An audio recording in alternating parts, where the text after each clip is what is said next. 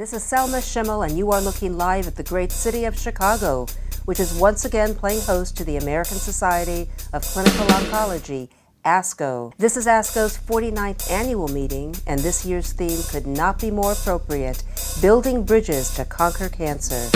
More than 30,000 of the world's foremost cancer specialists are here, and so is the Group Room, making our 15th appearance at ASCO and one of our very best. Joining me now is Dr. Mario Lacouture, Associate Member in the Department of Medicine Dermatology Service at Memorial Sloan-Kettering Cancer Center in New York City. Hello, Dr. Lacouture. Thank you so much for having me. Well, I'm thrilled to have you here because you do an area of medicine that is essential and so supportive to the well-being of the patient, and in many ways, especially in this generation of oral therapies, probably adds to patient compliance.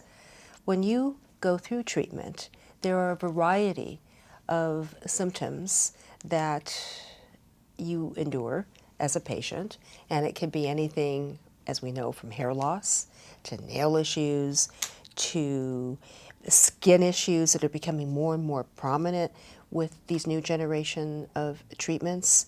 And I want to talk to you about all of these things and how we can help our patients have a better quality of life thanks to the medicine that you practice. Yes, that's true.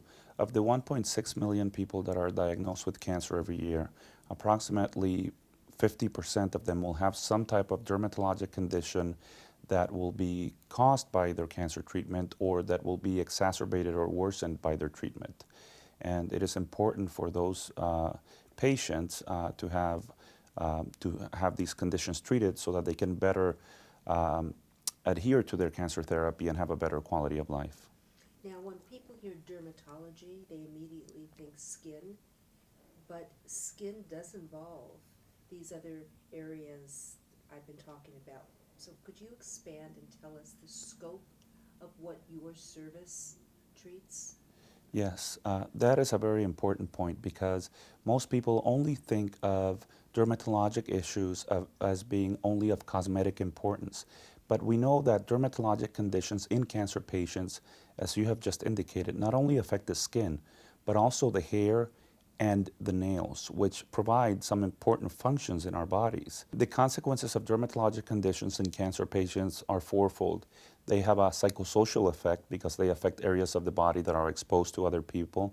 They have a financial impact because many times people have to pay out of pocket for these dermatologic prescriptions, and some dermatologic procedures that we need to do for some of the side effects that occur are not covered by insurance, for example, with the use of lasers and so forth.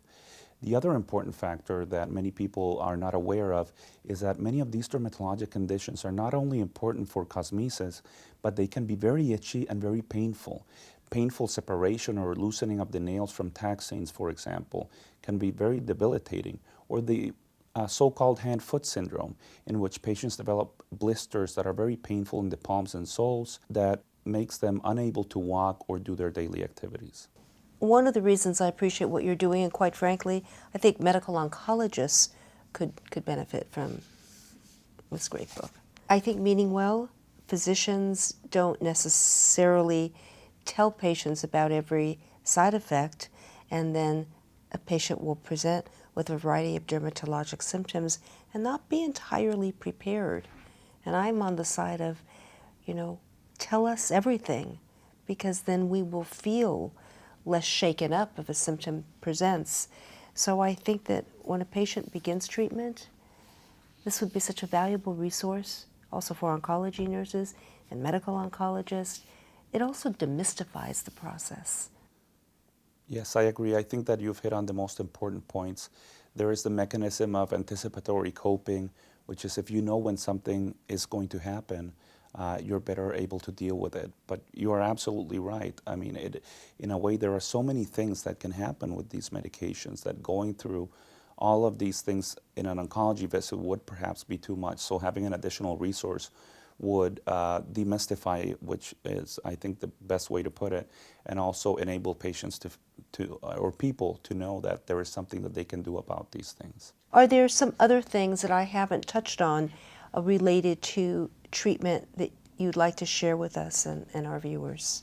Yes, I think that the main message from many of these dermatologic conditions that occur in patients is that they really affect people's quality of life. And in most instances, there is something that can be done not only to treat these conditions, but also to prevent them.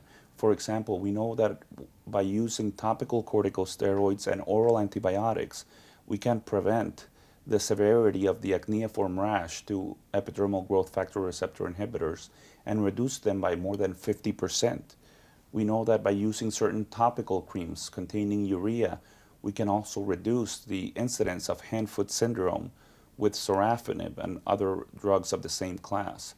So I think it is important for us in the oncology field to try to institute prophylactic or preventive measures analogous to what is done to nausea and vomiting, which in most cases when chemotherapy that causes this, people are given preventive measures even before it happens.